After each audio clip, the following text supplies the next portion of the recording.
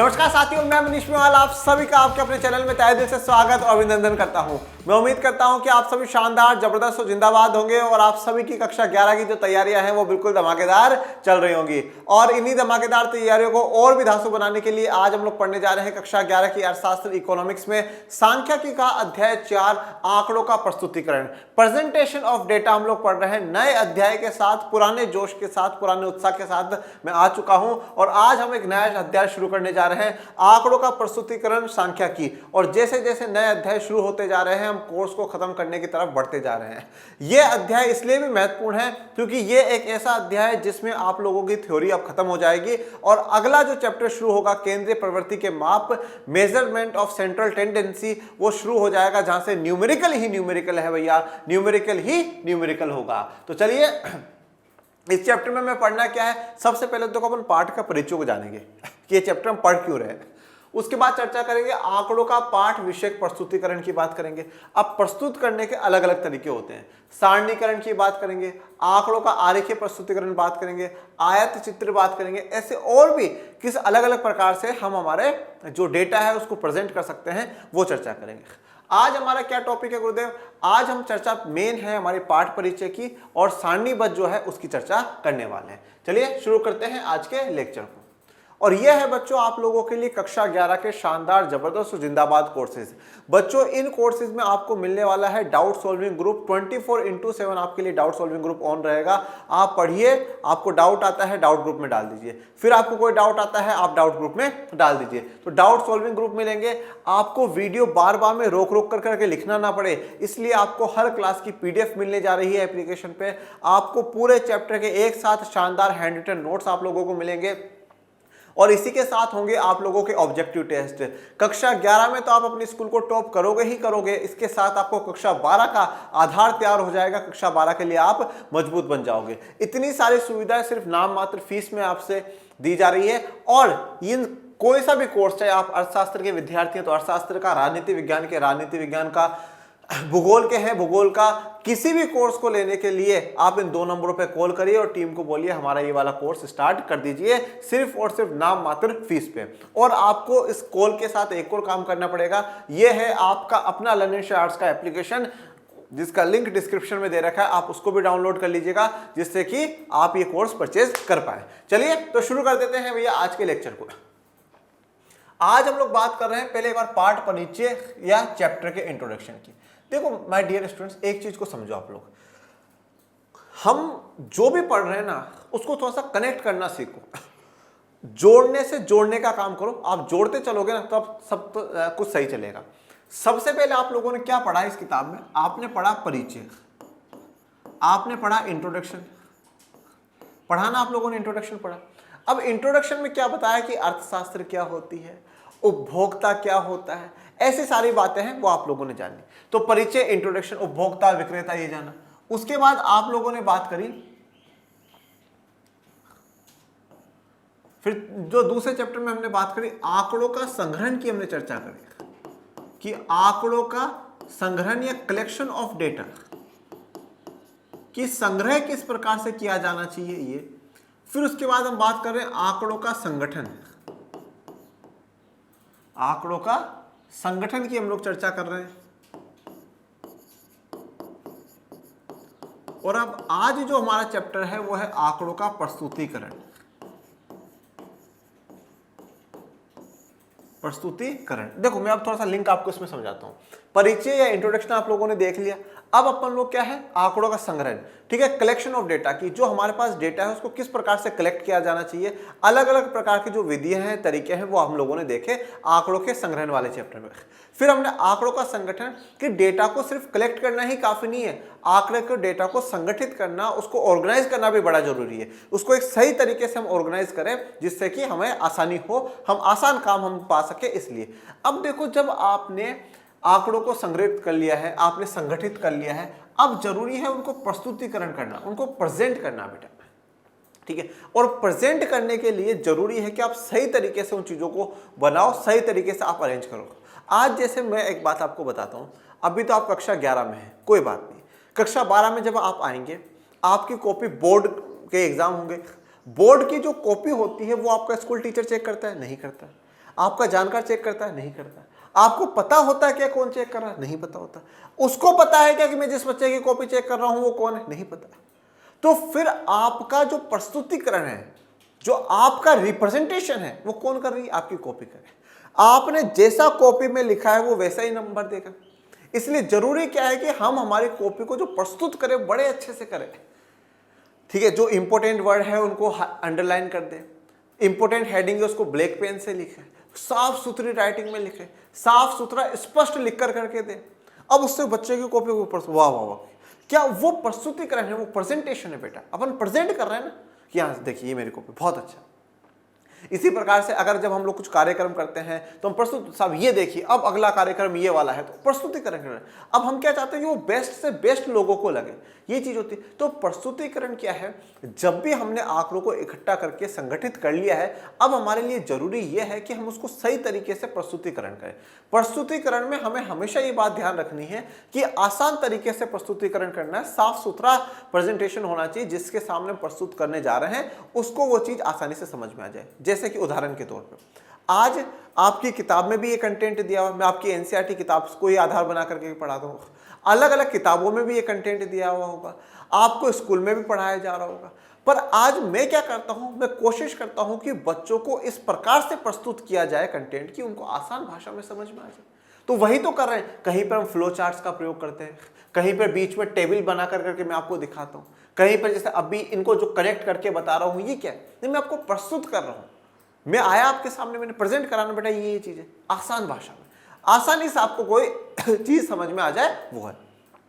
तो अब आपने डेटा कलेक्ट करा है तो उसमें प्रस्तुतिकरण जो है, प्रेजेंटेशन है, वो बड़ा जरूरी है। जैसे कि आज जनगणना हुई, अब जनगणना हुई, सरकार के सामने डेटा रखा गया कि साहब भारत में इतने लोग गरीब हैं। अब वो ऐसे थोड़ी लिखा जाएगा कि हाँ साहब इस वाले क्षेत्र में इतने, इस वाले क्षेत्र, नहीं, सीधा भारत में इतने गरीब है सर, और जो इतने लोग गरीब है उसके 5 कारण है। ये 5 कारण सर मुख्य ये है। इस वाले कारण, जैसे मान लो 20 करोड़ टोटल गरीब है सर, ये जो पहला कारण है बेरोजगारी के कारण, 2 करोड़ लोग इसके कारण गरीब है, 10 करोड़ लोग शिक्षा से वंचित होने के कारण है। तो अलग अलग जो कारण है उन वो बता दिए और सीधा से एक प्रस्तुतिकरण सरकार के सामने रख दिया। सरकार को पूरी डिटेल पढ़ने की आवश्यकता नहीं है, पूरी जानकारी लेने की आवश्यकता नहीं है। आज अगर मुझसे सर निखिल सर या राहुल सर पूछते हैं कि मनीष सर कितने चैप्टर्स हैं, क्या है उनमें, तो मैं ऐसा थोड़ी बोलूँ देखिए सर पहला चैप्टर है उसमें तो उपभोक्ता है, दूसरे में आंकड़े संगठन है, ऐसे में सर टोटल इतने चैप्टर हैं। मुख्य जो बात है इसमें ये होती है, 4 चैप्टर तक थ्योरी चलती है, उसके बाद न्यूमेरिकल चलते हैं, मेन जो है वो न्यूमेरिकल्स है। ये मेन मुख्य बातें मैंने वहां प्रस्तुत कर दी, बता दी। तो प्रस्तुतिकरण कैसे किया जाता है आंकड़ों का, डेटा का, वो हम आज सीखेंगे। और ये जो चारों अध्याय थे ना, ये चारों अध्याय बच्चों आने वाले अध्यायों के लिए आधार है। यहां पर अब जब आगे आपके पास शब्द लिखा हुआ आएगा चर, आपको नहीं पूछना है कि चर क्या होता है। अब जब आगे लिखा हुआ आएगा कि आरेखीय प्रस्तुतिकरण करिए, सारणी बना करके समझाइए, आपको नहीं जानने की आवश्यकता कि सारणी आरेखीय प्रस्तुतिकरण क्या होता है, क्योंकि आप सब कुछ यहां पर पढ़ करके जा चुके होंगे। तो यहां पर ये सभी जो है, ये सभी कहीं ना कहीं क्या है, आधार है आने वाले हमारे अगले अध्यायों के, हमारे अगले चैप्टर्स के। ओके, तो चलिए देखते हैं। पिछले अध्याय में आप ये पढ़ चुके हैं कि आंकड़ों को कैसे संग्रहित और व्यवस्थित किया जाता है। तो अब पिछले अध्याय में, पिछले के चैप्टर्स में हम लोग क्या पढ़ चुके हैं कि आंकड़ों को कैसे संग्रहित कर सकते हैं, कैसे कलेक्ट कर सकते हैं। तो कलेक्ट करने की कौन कौन सी विधियां पढ़ी थी भाई अपन लोगों ने बच्चों, थोड़ा सा दिमाग पे जोड़ दो, कौन कौन सी विधियां पढ़ के आए। सर हमने पढ़ा था, कैसे पढ़ा था, क्या क्या पढ़ा था, व्यक्तिगत साक्षात्कार पढ़ा था, वेरी गुड बच्चों, वेरी गुड। हमने सर टेलीफोन साक्षात्कार भी पढ़ा था, वेरी गुड। हमने मेल के द्वारा या डाक के द्वारा भेजी गई जो चिट्ठी है उनके बारे में। तो हमने संग्रहण जो कर रहा था, कलेक्शन जो करा था वो पढ़ लिया। इसके अलावा उसको व्यवस्थित किया जाता है, जो संगठित की हम लोग बात कर रहे हैं वो पढ़ लिए थे कि साहब मैं मेरी जो किताबें हैं वो उनको इस प्रकार से व्यवस्थित कर सकता हूँ, मैं मेरी दुकान में ये वाला सामान इस प्रकार से व्यवस्थित कर सकता हूँ। तो हमने संग्रहण और व्यवस्थित करना, संगठित करना, ये पहले के अध्याय में, पिछले अध्याय में पढ़ करके आ चुके हैं बड़े विस्तार से और विस्तार तरीके से। सामान्यतः आंकड़ों का परिमाण अधिक होता है जिन्हें सुसंबद्ध एवं प्रस्तुत योग्य रखने की आवश्यकता होती है। देखो अब आंकड़ों का परिमाण होता है, परिमाण, आंकड़ों का परिमाण मतलब अगर आंकड़ों का परिमाण अधिक होता है, मतलब अगर आंकड़ों का दायरा, आंकड़ों का अगर बहुत ज्यादा बड़े हों, तो ये जरूरी है कि सुसंबद्ध एवं प्रस्तुति योग्य रखने की आवश्यकता, मतलब बिल्कुल उनको एग्जैक्ट क्लियर रखें और प्रस्तुति योग्य हो, हम उसको दिखाने लायक उसको रख सके, ऐसा हो। देखो एक्चुअल में क्या होता है, जब डेटा आंकड़ा हमारे पास बहुत बड़ा होता है ना बेटा, और अब उस डेटा का जो हमने कलेक्शन करा है किसी ना किसी उद्देश्य के कारण तो करा है ना। आज सरकार जनगणना करवा रही है, क्यों करवा रही है? पता चले देश में कितने गरीब हैं, पता चले पिछले की तुलना में इस बार कितने गरीबी से बाहर निकले, पता चले कितनों के पास मकान नहीं, पता चले कितनों के पास मूलभूत आवश्यकता है वो नहीं। ये चीजें पता लगवाने के लिए डेटा बहुत बड़ा है, बहुत बड़ी जानकारी है। अब क्या होगा, मान लीजिए कि जैसे सरकार की आज मीटिंग हुई किसके साथ, जो स्वास्थ्य विभाग है, हमारे जो हेल्थ मिनिस्टर है उनके साथ प्रधानमंत्री जी ने मीटिंग ली, उनके साथ और उनके पूरे अधिकारियों के साथ। तो अब वो अधिकारी को पता है कि सर आज ये चर्चा करने वाले हैं कि स्वास्थ्य के मामले को लेकर के, तो अधिकारी क्या करेंगे, सर ये 2011 की जनगणना में इतने जो लोग थे इस बीमारी से ग्रस्त थे, अब इतने कम हो चुके हैं। सीधा डेटा प्रस्तुत करा सरकार, ऐसा पूरा नहीं, ये देखो सर ये तो 2011 की पूरी जनगणना की ये तो मोटी वाली फाइल पकड़ो, पढ़ लेना इसको देख लो, आप जानो आपका काम जानो, ये सर 2001 की, ये अब की, ये अब की, जानो। ऐसा नहीं, मेन बात बता दें। तो आंकड़ों को अच्छे से समझने के लिए उनको प्रस्तुति योग्य बनाना बड़ा आवश्यक है बेटा, जिससे हम आसानी से उन चीजों को समझ सके जब आंकड़े बड़े होते हैं। इसलिए आज हम लोग यही देखेंगे कि आंकड़ों का प्रस्तुतिकरण किस प्रकार से अलग अलग तरीकों से कैसे किया जा सकता है, वो अलग अलग तरीके क्या है और कौन से तरीके का कब उपयुक्त होता है, कब फायदेमंद होता है, वो हम लोग चर्चा करेंगे। इस अध्याय में आंकड़ों के प्रस्तुतिकरण की जानकारी दी जाएगी ताकि संग्रह किए गए वृद्ध आंकड़ों को आसानी से समझकर उनका प्रयोग किया जा सके। अब आंकड़ों के प्रस्तुतिकरण की आपको जानकारी दी जाएगी कि आंकड़ों को किस प्रकार से प्रस्तुत किया जाना चाहिए, प्रेजेंट किस प्रकार से किया जाना चाहिए, उसकी जानकारी दी जाएगी, जिससे कि ताकि जो हम लोगों ने आंकड़ा संग्रह किया है, जो आंकड़ा हम लोगों ने कलेक्ट करा है, उसमें वृद्ध आंकड़ों का मतलब क्या है, जो बहुत बड़ा आंकड़ा, जैसे मैंने डेटा बताया ना, अब जनगणना में बहुत कुछ आता है भाई, बहुत कुछ, बहुत बड़ा डेटा होता है, तो उस वृद्ध आंकड़ों का आसानी से हम समझकर उनका प्रयोग किया जा सके, हम आसानी से उनको समझ सके, उनका प्रयोग कर सके। यह है, जैसे मैंने आपको पहले लास्ट लेक्चर में भी उदाहरण दिया था, लास्ट चैप्टर में भी उदाहरण दिए थे।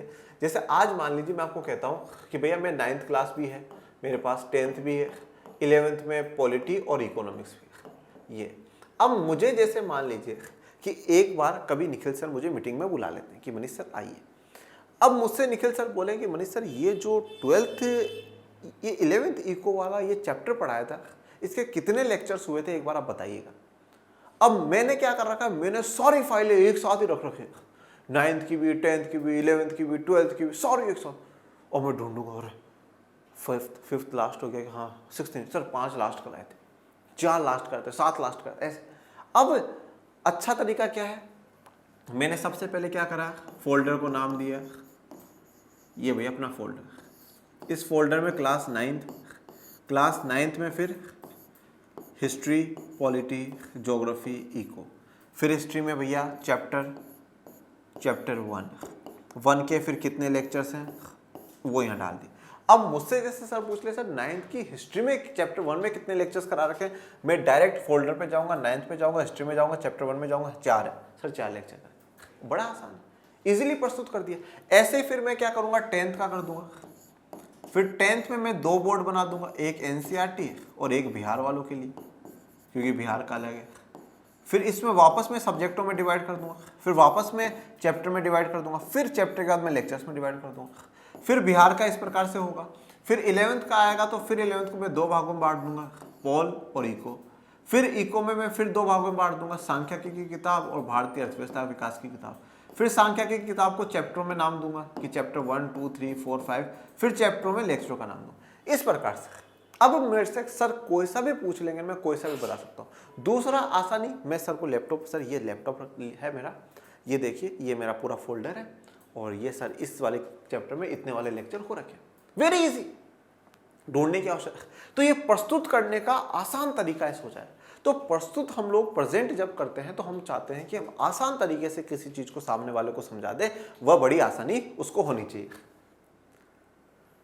सामान्यतः आंकड़े 3 प्रकार से प्रस्तुत किए जाते हैं। अब जो आंकड़े वो 3 प्रकार से प्रस्तुत होंगे, कौन कौन से? सबसे पहला बेटा पाठ विषयक या वर्णनात्मक प्रस्तुतिकरण। देखिए पाठ विषयक या वर्णनात्मक प्रस्तुतिकरण, यहां पर किसी प्रकार के कोई टेबल, कोई डायग्राम नहीं बनाया जाएगा, पाठ रूप में ही लिख दिया जाएगा। जैसे कि फॉर एग्जांपल इंडिया की जो पॉपुलेशन है वो इतनी है, बस दैट्स ऑल। फिर उसमें ये लिख दिया कि इंडिया की पॉपुलेशन में मेल जो है वो इतने हैं, फीमेल जो है वो इतनी है। ये मतलब पाठ के रूप में लिखते, ऐसा ऐसा लाइनों में लिखते गए जाते। अब इसके लिए क्या है कि आपको पूरा पाठ पढ़ना पड़ेगा कि एग्जैक्टली कब ये जनगणना हुई, क्या कंडीशंस थी, कितने पुरुष कितने महिला, वो पूरा जानना पड़ेगा। ये तभी होता है जब आपके पास थोड़ा सा आंकड़ा छोटा हो। सारणीबद्ध प्रस्तुतिकरण, सारणीबद्ध प्रस्तुतिकरण में क्या आ जाएगा, आप टेबल बना करके दिखाओगे, टेबल बना करके, ये मेल की टेबल, ये फीमेल की टेबल, फिर मेल में भी एजुकेटेड की, अनएजुकेटेड की, फीमेल में भी मेल एजुकेटेड और अनएजुकेटेड, ठीक है। इस प्रकार से टेबल बना करके सारणीबद्ध जो प्रस्तुतिकरण होता है वो ये होता है। आरेखीय प्रस्तुतिकरण, आरेखीय प्रस्तुतिकरण का मतलब ग्राफिकल रिप्रेजेंटेशन होता है। आप ग्राफ के द्वारा, जो ग्राफ पेपर आता है ना, उस ग्राफ पेपर पे आप किसी प्रकार के, इस प्रकार के डायग्राम यूं बना करके ये दिखाते हो आप लोग, ये आरेखीय प्रस्तुतिकरण होता है, ग्राफिकल रिप्रेजेंटेशन होता है। इसके अलावा अब भी हम इसमें चैप्टर में दंड आरेख के बारे में पढ़ेंगे। दंड आरेख क्या होता है, दंड आरेख पाई डायग्राम के लिए करा जाता है। दंड आरेख हो गया, वर्त आरेख हो गया, वर्त आरेख पाई डायग्राम को बोलते हैं। ऐसे अलग अलग जो चीजें हैं वो अपन लोग इस चैप्टर में पढ़ने वाले हैं। आंकड़ों का पाठ विषयक प्रस्तुतिकरण। अब देखो, अब अपन ने यहाँ पे 3 की बात करी, अब भी सबसे पहले आज हम इसको डिस्कस कर लेंगे, इसको पूरा डिस्कस कर लेंगे। सारणीबद्ध प्रस्तुतिकरण की मैं शुरुआत कर दूंगा, फिर सारणीबद्ध प्रस्तुतिकरण में भी कुछ प्रकार है कि सब इन प्रकारों से सारणीबद्ध प्रस्तुतिकरण किया जा सकता है, इन आधारों पे। तो हम आज इसको पूरा क्लियर कर देंगे और इसके जो प्रकार है वो हम अगले लेक्चर में पढ़ लेंगे। ओके। आंकड़ों का पाठ विषयक प्रस्तुतिकरण, मतलब आंकड़ों का हम पाठ विषयक, पाठ का पूरा विषय है उस आधार पर प्रस्तुतिकरण, प्रेजेंटेशन कर रहे हैं। पाठ विषयक प्रस्तुतिकरण में आंकड़ों का विवरण पाठ में ही दिया जाता है। अब जो पाठ विषयक प्रस्तुतिकरण है उसमें आंकड़ों का जो विवरण है वो किस में दिया जाएगा, पाठ में ही दिया जाएगा, मतलब चैप्टर में ही उसका पूरा विवरण, पूरी डिटेल जो है वो आपको वहां मिल जाएगी। जब आंकड़ों का परिमाण बहुत अधिक ना हो तो प्रस्तुतिकरण का यह स्वरूप अधिक उपयोगी होता है। जब आंकड़ों का परिमाण, दायरा बहुत ज्यादा बड़ा ना हो, बहुत अधिक ना हो, तो यह सबसे उपयुक्त माना जाता है, सबसे सही माना जाता है। मतलब सबसे आपके लिए इजी जो है, ज्यादा लॉन्ग नहीं है, ज्यादा बड़ा नहीं है। अब जब ज्यादा बड़ा नहीं है तो आप आसानी से इन लाइनों में लिख करके उसको खत्म कर सकते हो। इन लाइनों में लिख दोगे, खेल खत्म उसका। निम्नलिखित स्थितियों को देखिए। अब अपन 2 केस देखेंगे, यहाँ पे 2 केस या कंडीशन, केस 1 देखेंगे और केस 2 देखेंगे। आइए देखिए केस 1 और केस 2 क्या है। केस 1 या स्थिति 1, बिहार के एक शहर में 8 सितंबर 2005 को पेट्रोल तथा डीजलों की कीमतों की वृद्धि के विरोध में आयोजित एक बंद के दौरान 5 पेट्रोल पंप खुले, 17 बंद पाए गए और इसी प्रकार से 2 विद्यालय बंद तथा 9 विद्यालय खुले पाए गए। अब कोई बहुत बड़ा डेटा नहीं है साहब कि भैया लाखों करोड़ों में ही कुछ चल रहा है या बहुत ही ज्यादा अलग अलग जानकारी, आपको सीधी सी जानकारी कि साहब 8 सितंबर 2005 को जब बिहार में पेट्रोल और डीजल की कीमतें बढ़ने के कारण पेट्रोल पंप बंद करे गए, तो उस पेट्रोल पंपों में 5 पेट्रोल पंप ऐसे थे जो खुले हुए थे, 17 बंद थे। और स्कूलें बोले 2 खुली हुई थी, बाकी 9 बंद थी। तो सीधा सा डेटा इसमें लिखे हुए में साहब, अब बस हम इसमें ये जरूर कर सकते हैं कि हाँ भैया, तो 5 पेट्रोल पंप खुले हुए हैं, 17 बंद है, दैट्स ऑल। उसके बाद 2 विद्यालय बंद है, बाकी 9, इसको अंडरलाइन कर दिए, बात खत्म। ज्यादा हमें डिफिकल्ट, ज्यादा बड़ा डेटा है नहीं, तो इसलिए हम क्यों टेबल बनाए। अब इसके लिए भी टेबल बनाएंगे तो बहुत, मतलब फिर तो बड़ी बेवकूफ़ी वाली बात है ना कि हाँ साहब पेट्रोल पंप बंद, क्लोज, ओपन 5 और 17, स्कूलें 2 और 9, तो सॉरी ये उल्टा हो गया, दोनों साइड में उल्टा लिख दिया। क्लोज 17, 5, 2 क्लोज, 9 क्लोज, 2 ओपन, ठीक है। अब स्थिति 2, केस 2 देखिए। भारत की जनगणना 2001 की रिपोर्ट के अनुसार भारत की जनसंख्या बढ़कर 102 करोड़ हो गई, जिसमें 53 करोड़ पुरुषों के मुकाबले 49 करोड़ महिलाएं थी। अब भारत की जो जनगणना है वो अगर 2001 के अनुसार देखें तो 102 करोड़ हो गई है, 102 करोड़ हो गई, जिसमें 53 करोड़ तो पुरुष है और 49 करोड़ महिला है। तो अब इसमें भी साफ साफ है, हाँ भैया 102 करोड़ थी, सीधा सा डेटा है जिसमें 53 करोड़ मेल है और 49 करोड़ फीमेल है। तो सीधा इसमें भी अब बहुत ज्यादा नहीं है क्या, अब इसमें भी नहीं कि शिक्षित अशिक्षित का भी दायरा है, अलग अलग के रूप में हम लेना चाहेंगे वैसे ले लेंगे। तो अब यहाँ पे सीधा सिर्फ महिला और पुरुष की बात करिए तो इसमें ज्यादा टेबल वेबल बनाने की या ये बनाने की हमें आवश्यकता नहीं पड़ेगी। जहां पे डेटा आपके पास ज्यादा बड़ा ना हो, उसमें कुछ ज्यादा वेराइटीज ना हो, तो वहां पर हम पाठ विषयक प्रस्तुतिकरण लेते हैं। 74 करोड़ लोग अभी भी भारत के ग्रामीण क्षेत्रों में हैं, केवल 28 करोड़ लोग शहरों एवं कस्बों में बसे हुए हैं। तो अब इसमें भी हम कह सकते हैं ग्रामीण शहरों में मतलब जो रूरल एरिया में रह रहे हैं और बाकी जो अर्बन एरिया में रह रहे हैं।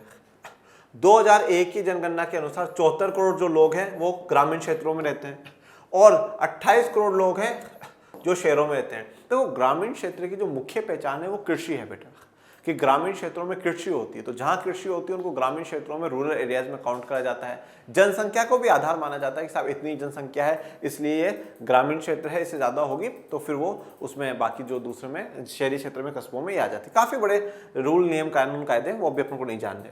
तो यहाँ पर अब आसान सा प्रस्तुतिकरण है, 74 करोड़ यहाँ और 28 करोड़ यहाँ, तो क्यों फिर बड़ा लंबा चौड़ा उसको बढ़ाया जाए टेबल लेवल बना करके। पूरे देश में 40 करोड़ श्रमिकों के मुकाबले गैर श्रमिकों की संख्या 62 करोड़ है। श्रमिक मतलब जो मजदूर होते हैं, जो काम करने वाले। तो टोटल जो हमारे पास लेबर है वो कितनी है, 40 करोड़ है। गैर श्रमिकों की संख्या नॉन जो लेबर है वो 62 करोड़ है, वो 62 करोड़ है। तो 40 करोड़ श्रमिक हो गए और गैर श्रमिक कितने हो गए बेटा, 62 करोड़ हो गए। मतलब 102 करोड़ की आबादी थी तो 40 करोड़ तो श्रमिक हो गए और 62 करोड़ गैर श्रमिक हो गए। अब श्रमिक का मतलब जो काम करने वाले हैं, चाहे कोई भी हो, मैं भी श्रमिक हूं, कोई दूसरा व्यक्ति भी है वो भी श्रमिक है। मतलब जैसे आप लोगों ने पढ़ा होगा 9th की क्लास की ज्योग्राफी में कि जो वर्किंग पॉपुलेशन होती है, जैसे हमारे कुल जनसंख्या में क्या होता है बेटा, 3 प्रकार के लोग होते हैं। एक 0 से 15 या 18 तक मान लीजिए, एक 15-18 से 59 तक का मान लीजिए और एक 59 से ऊपर का मान लीजिए। ये जैसे आज इस एज में आप लोग हो तो आप लोग तो बाल अवस्था में हो, अब आपसे तो कोई काम धंधा कराया नहीं जा सकता, गैर कानूनी भी है और कराया भी नहीं जाना चाहिए, ये बात उचित भी है।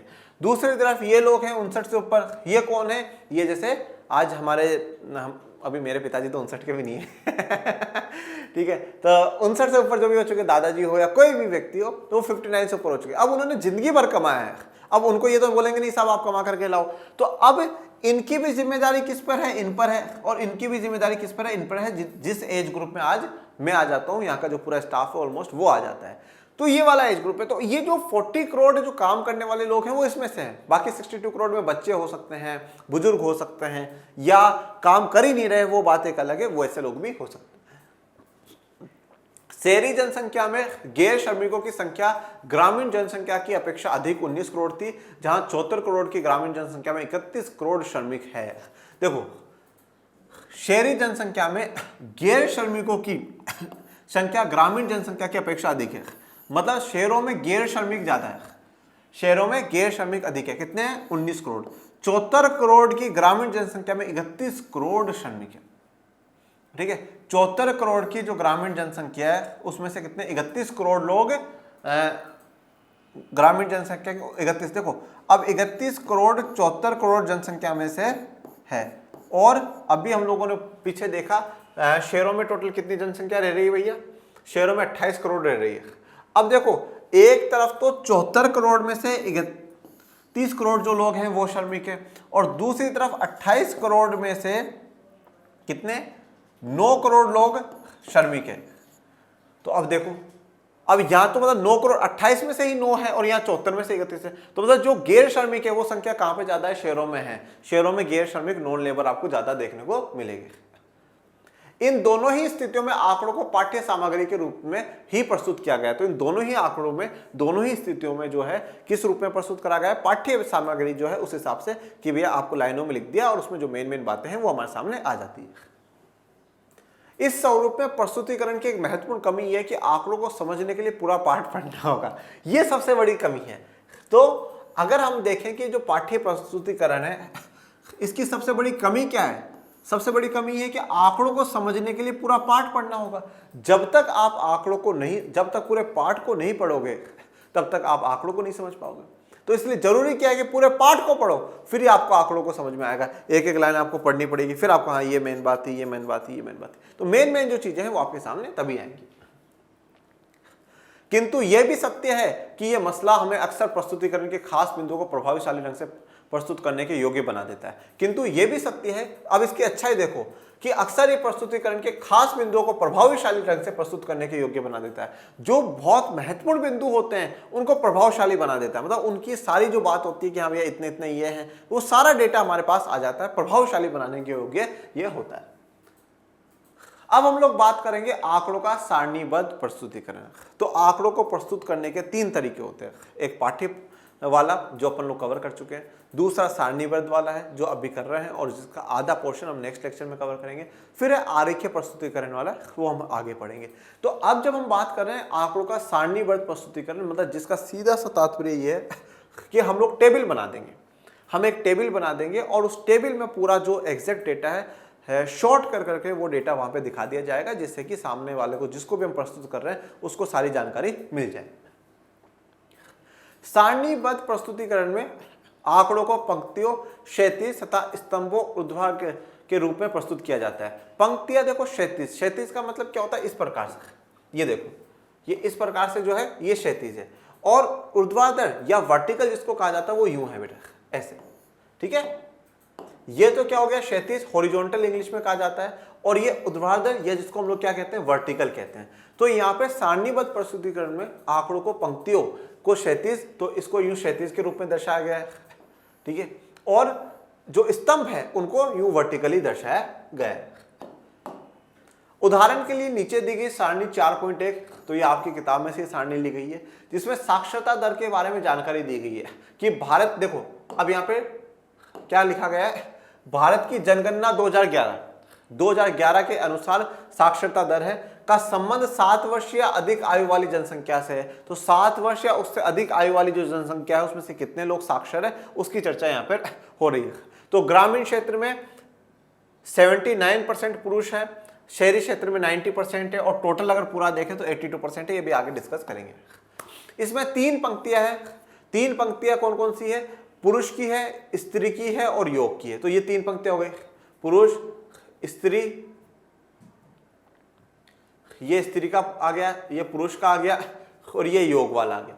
3 स्तंभ है, कौन कौन से हैं, ग्रामीण का 1 स्तंभ, शहरी का 1 स्तंभ और योग का 1 स्तंभ। तो इस प्रकार से 3 तो पंक्तियां हैं जो हॉरिजॉन्टल है, क्षैतिज है, और 3 ही ऊर्ध्वाधर है, मतलब वर्टिकल आपको देखने को मिलती है। इसे 3x3 सारणी कहा जाता है। 3x3 क्यों, क्योंकि 3 ही तो हमारे पास क्या है, पंक्तियां हैं, और 3 ही स्तंभ है, तो 9 हो गया, जिसमें 9 बॉक्स में 9 मदों की जानकारी दी गई। 9 बॉक्स में 9 मदों की जानकारी देने का मतलब है 9 बॉक्स में 9 चीजों के बारे में जानकारी दी गई है। ग्रामीण शहरी क्षेत्रों में पुरुष और स्त्रियों की क्या क्या साक्षरता दर है, वो तो 4 तो ये इतनी हो जाएगी। उसके बाद फिर योग की है, तो इसमें भी योग और इसमें भी योग, तो ऐसे करके पूरी 9 आपको देखने को मिलेगी, जिसे सारणी की कोष्टिका कहा जाता है। तो इसे क्या कहा जाता है, सारणी की कोष्टिका कहा जाता है। अब देखो ये साक्षरता दर का संबंध दर्शाया है। जैसे पुरुष यहाँ पर ग्रामीण क्षेत्रों में देखोगे 79% है पुरुष क्या है, साक्षर है, पढ़े लिखे हैं, और शहरी क्षेत्र में देखोगे 90% जो पुरुष है वो पढ़े लिखे हैं। टोटल पूरे भारत का जब देख लेते हैं तो 82% पुरुष हैं जो कि पढ़े लिखे हैं। स्त्रियां देखो ग्रामीण क्षेत्र में 59% महिलाएं हैं जो पढ़ी लिखी है, शहरों में कितनी है 80% है, और टोटल देखें पूरे भारत में तो 65% महिलाएं पढ़ी लिखी है। पूरे ग्रामीण क्षेत्र में पुरुष और महिलाएं टोटल कितने पढ़े लिखे हैं, 68% पढ़े लिखे हैं। शहरी क्षेत्र में पूरी पुरुष और महिलाएं मिला ले तो कितने पढ़े लिखे हैं, 84% पढ़े लिखे हैं। और पूरे भारत में देखें कि कितने पढ़े लिखे लोग हैं तो 74% है। मतलब आप कह सकते हो 2011 की जनगणना के अनुसार 74% लोग भारत में साक्षर है, एजुकेटेड है, पढ़े लिखे लोग हैं। तो यहां पर हमें यह जानकारी मिल जाती है। प्रत्येक कोष्टिका किसी लिंग, स्त्री, पुरुष या योग की विशेषता और उसकी संख्या, ग्रामीण व्यक्तियों, शहरी व्यक्तियों तथा उनके योग का कुल साक्षरता प्रतिशत की जानकारी देता है। तो प्रत्येक जो कोष्टिका है, प्रत्येक कोष्टिका जो इसमें ये पूरा आ जाएगा इस प्रकार से, उसमें स्त्री पुरुष योग की विशेषता, उसकी संख्या का पूरी जो जानकारी है वो जानकारी देने का काम करती है। आंकड़ों के सारणीयन का सर्वाधिक महत्वपूर्ण लाभ यह है कि आंकड़ों को सांख्यिकीय प्रयोग एवं उसके आधार पर निर्णय लेने के लिए व्यवस्थित करता है। आंकड़ों का ये जो सारणीयन का जो तरीका है जो हम सारणीबद्ध कर रहे हैं, हम टेबल बना रहे हैं, इसका सबसे जो महत्वपूर्ण लाभ है, सबसे अच्छी बात इसकी क्या है कि सांख्यिकीय प्रयोग हम संख्या में प्रयोग कर रहे हैं, काउंटिंग में, नंबरों में प्रयोग कर रहे हैं और उसके आधार पर निर्णय लेने के लिए व्यवस्थित करते हैं। अब आप यहां पर देखो, इस टेबल में देखो तो हम देखते हैं कि ग्रामीण क्षेत्रों में जो साक्षरता है वो कम है। इसके बाद दूसरा हम ये भी देख सकते हैं कि पुरुष और महिला में से साक्षरता किसमें कम है, महिलाओं में कम है। तो यहां से एक साफ डेटा हमारे सामने आ गया कि हाँ भैया, शहरों से तुलना करें तो ग्रामीण क्षेत्र में साक्षरता कम है और पुरुषों से तुलना करें तो महिलाओं में साक्षरता कम है। सारणियन में प्रयुक्त वर्गीकरण 4 प्रकार के होते हैं। अब ये जो हम सारणियन बनाते हैं उसमें जो वर्गीकरण करते हैं वो 4 आधार पर करते हैं। देखिए, सबसे पहला गुणात्मक, गुणों के आधार पर, ठीक है, गुणों के आधार पर जो क्वालिटेटिव होता है वो, ये अपन सब पढ़ेंगे डिटेल में, क्या किसमें क्या होगा क्या नहीं होगा, इसलिए घबराएं मत। फिर दूसरा होता है मात्रात्मक, क्वांटिटेटिव, जिसमें क्वांटिटी की बात करी जाएगी, क्वांटिटेटिव। फिर है कालिक, कालिक का मतलब है टाइम के बेसिस पे, काल मतलब एरा, टाइम, ठीक है। और फिर लास्ट होता है स्थानिक, स्थान के आधार पे, मतलब प्लेस के आधार पे या आप ज्योग्राफी के आधार पे, भूगोल के आधार पे कह सकते हो कि हाँ भैया, जैसे हमने देखा कि ग्रामीण और शहरी क्षेत्र ये स्थानिक के आधार पे था। ओके, और बाकी सारणी का इन चारों का डिटेल हम आगे के लेक्चर में पढ़ेंगे। और मेरे प्यारे विद्यार्थियों, ये आप लोगों के लिए कोर्सेज हैं जिसमें आप लोगों को डाउट सॉल्विंग ग्रुप मिल रहे हैं, हैंड रिटन नोट्स मिल रहे हैं, हर क्लास की PDF मिल रही है और एप्लीकेशन पे आपके होंगे ऑब्जेक्टिव टेस्ट। ये रहा आपका एप्लीकेशन जिसका लिंक डिस्क्रिप्शन में दे रखा है, आप डाउनलोड कर लीजिएगा। बाकी कोर्स बहुत कम फीस में आपको ये सारी सुविधाएं दी जा रही हैं और खरीदने के लिए इन 2 नंबरों पे कॉल करें, टीम को कहे हमारा कोर्स स्टार्ट कर दीजिए। चाहो तो आप अर्थशास्त्र के विद्यार्थी अर्थशास्त्र का लीजिए, राजनीति विज्ञान के तो उसका भी लीजिए और भूगोल के हैं तो उसका भी लीजिए। 3 में से किसी 2 के हैं तो 2 का लीजिए, 3 में से किसी 1 के तो 1 का लीजिए, पर लीजिए जरूर, क्योंकि आपको 100 आउट ऑफ 100 लेकर के आना है और स्कूल में टॉपर का इनाम जीतना है साल। चलिए, तो आज के लिए इतना ही, और बाकी कोई भी डाउट, कोई भी समस्या हो तो वो भी कमेंट बॉक्स में लिखे करेगा। और आज का लेक्चर कैसा लगा ये भी जरूर बताइएगा। और मेरे प्यारे विद्यार्थियों, पढ़ते रहिए, आगे बढ़ते रहिए और आपके अपने चैनल लर्न आर्ट्स को ज्यादा से ज्यादा लाइक शेयर सब्सक्राइब करते रहिए। और डिस्क्रिप्शन में लिंक दे रखा है टेलीग्राम चैनल का, प्लीज उसको भी ज्वाइन कर लीजिए, जिससे आपको सभी नई जानकारियां मिलती रहे और मैं कुछ नया कंटेंट लेकर के आऊंगा अगले लेक्चर में। तब तक के लिए थैंक यू सो मच। जय हिंद, जय भारत।